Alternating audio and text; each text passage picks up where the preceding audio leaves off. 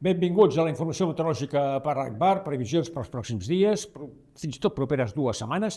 Anem a veure què és el que passa primer de tot a nivell internacional. La notícia potser a nivell mundial són els 3, no un, no dos, 3 tifons en una setmana a les Filipines. L'últim és aquest, el Pepito. Però Déu-n'hi-do el desastre que ha provocat amb ones gegantines. Aquí els podem veure patant contra els trencaones i provocant desastres importants. Déu-n'hi-do l'activitat de tifons en aquella zona.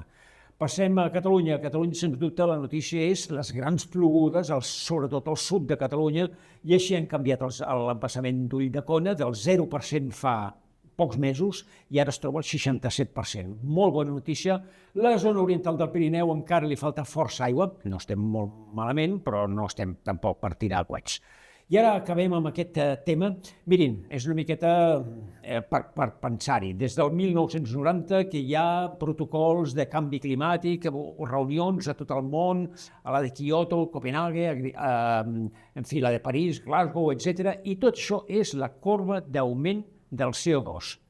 Sembla que no serveix per massa, veritat? Per pensar-hi. Anem ja a les previsions meteorològiques. Vinga, som-hi. De moment, a curt termini, tenim uns canvis de temperatura i aquesta bruscos. Aquest divendres farà una miqueta de fred, amb tramuntana. Dissabte, Déu-n'hi-do, farà fred, normal. Però a partir de diumenge entren vents del sud, del nord d'Àfrica, les temperatures pugen notablement. Algunes pluges al Pirineu de Lleida i cap a Lleida també el dilluns mateix.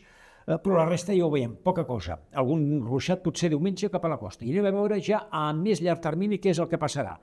Tenim anticicló, no massa llarg, però tenim anticicló per uns quants dies. Ja ho podem veure, com no apareixen precipitacions, el nivell dels embassaments podria baixar una miqueta, molt poquet, les temperatures pujaran molt a finals de novembre, però en perspectives tots els models ho diuen, de pertorbacions actives cap al 3, 4 o 5 de desembre.